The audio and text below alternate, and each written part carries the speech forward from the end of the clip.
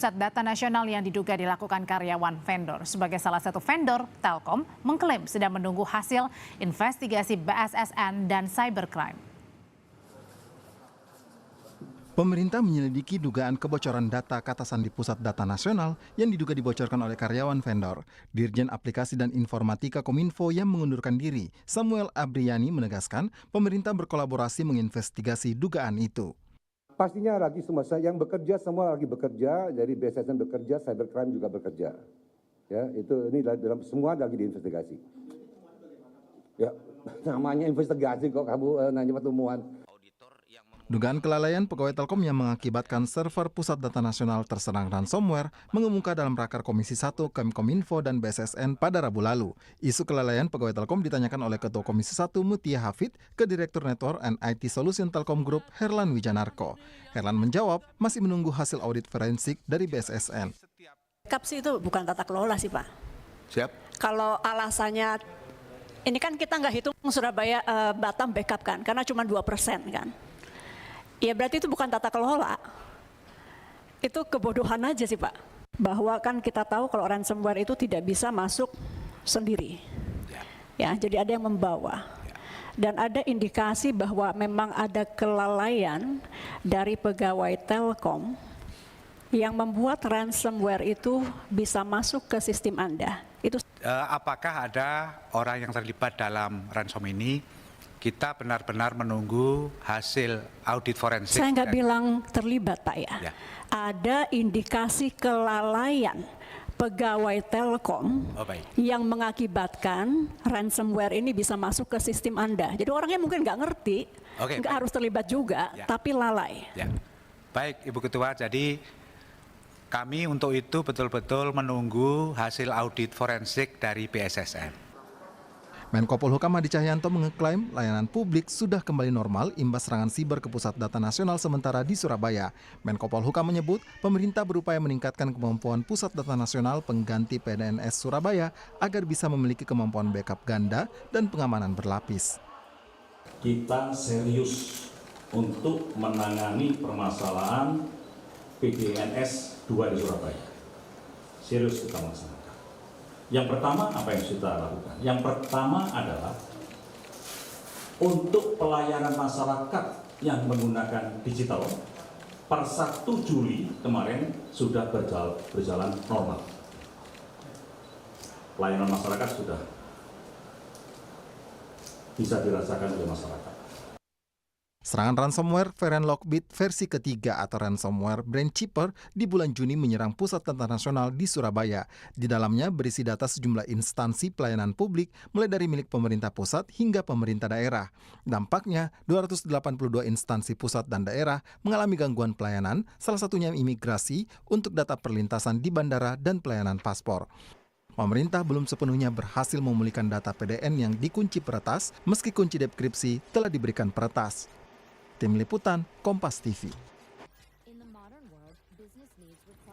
Lalu bagaimana keseriusan pemerintah mengusut dugaan kata sandi PDN yang dibocorkan oleh karyawan vendor? Lalu apa yang perlu diperbaiki dari tata kelola data di negara kita? Kami bahas malam hari ini bersama Pratama Persada, Chairman Lembaga Riset Keamanan Cyber dan Komunikasi CISREC. Selamat malam, Bang Pratama. Selamat malam, Mbak Audrey.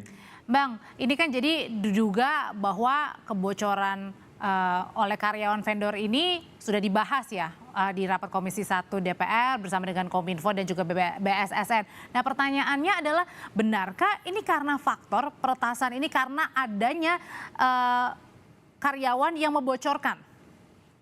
Ya enggak lah Mbak, itu apa... saya nggak ngerti ya, kenapa kok pemerintah mengatakan bahwa peretasan itu awalnya disebabkan karena ada password yang terekspos di internet gitu. Kalau kita lihat password yang diekspor ke internet itu kan umurnya sudah 2-3 tahun yang lalu begitu dengan password default ya.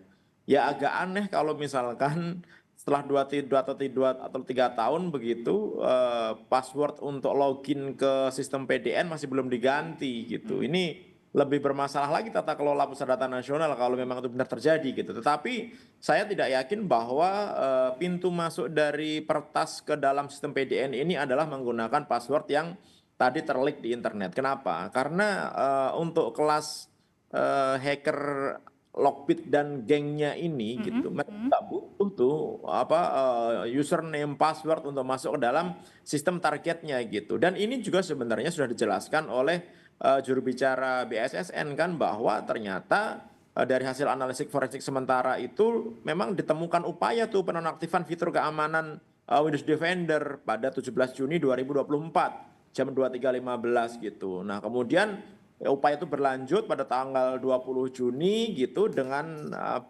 adanya aktivitas malware gitu. Jadi mereka nggak menggunakan password itu untuk melakukan infeksi. Initial aksesnya mereka menggunakan phishing gitu, dan itu nggak susah dilakukan oleh hacker sekelas Lockbit dan gengnya ini yang dia menggunakan Brandshipper malware untuk ransomnya gitu.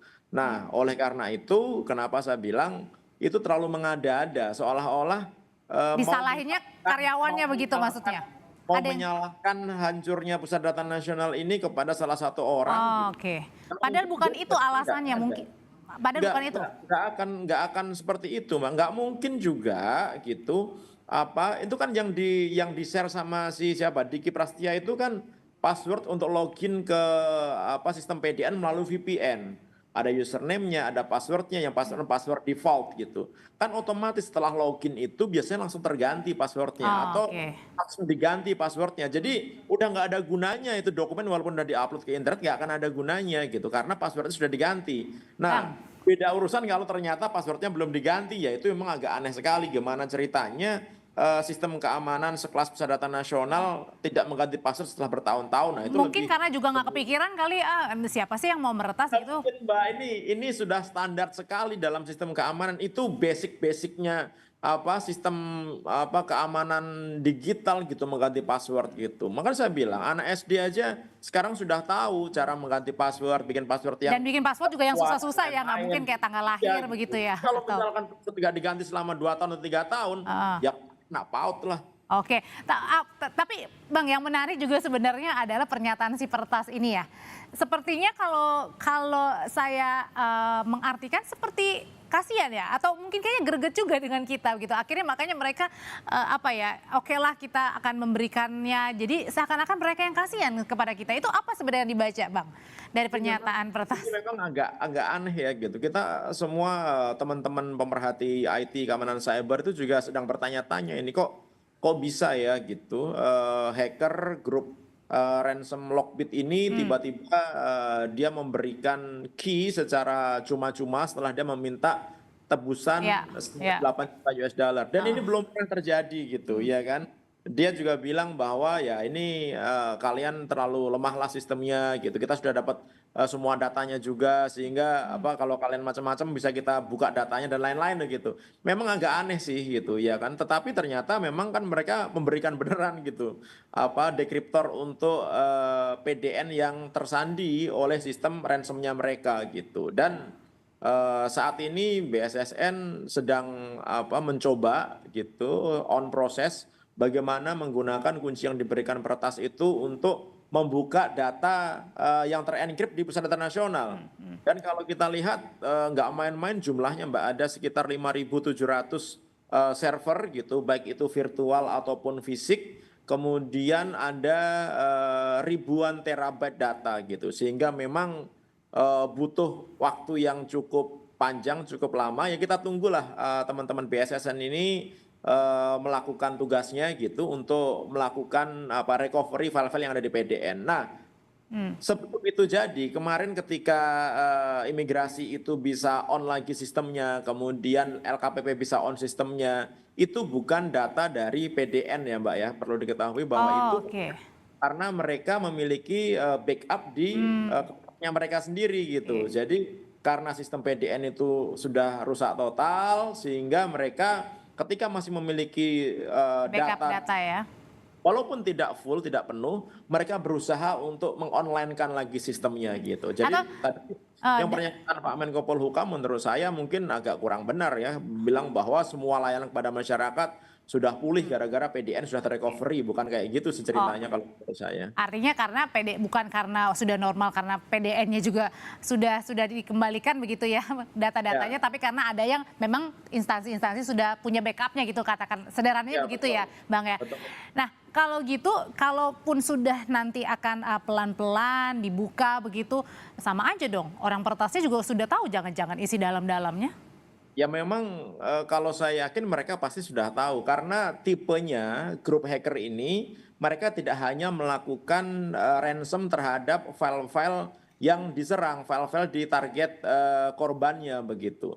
Sebelum mereka melakukan ransom, pengenkrit, penyandian semua data dan sistem gitu, mereka mencuri dulu, mengambil dulu datanya, mengcopy datanya, mengambil datanya, ada ribuan terabit, diambil semua sama mereka, kemudian setelah diambil semua baru di encrypt gitu, baru di Kenapa? Kalau misalkan korbannya itu mereka memiliki sistem backup yang bagus, kan ransomnya nggak ada gunanya karena punya backup gitu. Jadi yang di ransom ini udah buang aja, backupnya di live kan, di on kan lagi gitu kan. Nah, oleh karena itu si hacker ini pinter nih, grup hacker ini dia menggunakan double extortion untuk korban-korbannya. Jadi kalau korbannya itu memiliki backup yang bagus, mereka akan ngancam lagi, saya punya data Anda nih. Kalau Tapi Anda nggak skupnya mau lebih bayar, kecil ya, kita karena tutup. dia skupnya lebih kecil jadinya ya kalau kayak gitu ya.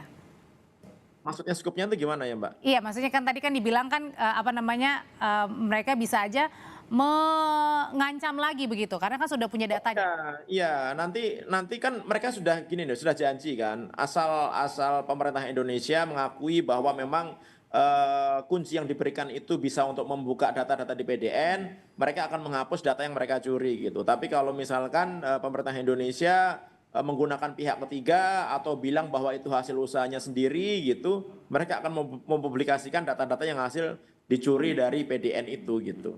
Oke, ya. Nah, berikutnya adalah gimana nih ke depannya, Bang Persada? Mungkin nggak kemungkinan akan terulang kembali kejadian-kejadian seperti ini? Karena kan ini sudah berulang kali. Ya menurut saya mungkin sekali gitu karena keamanan cyber itu belum menjadi priority di negara kita gitu. Kita lihat kemarin ketika sedang rame-rame judi online ya sebelum adanya rame PDN ini gitu. Kita lihat ada ratusan bahkan ribuan gitu website milik pemerintah kita, milik militer, milik kampus-kampus itu juga diretas oleh agen-agen judi dan bandar-bandar judi gitu. Itu menunjukkan bahwa kita ini belum siap sebenarnya.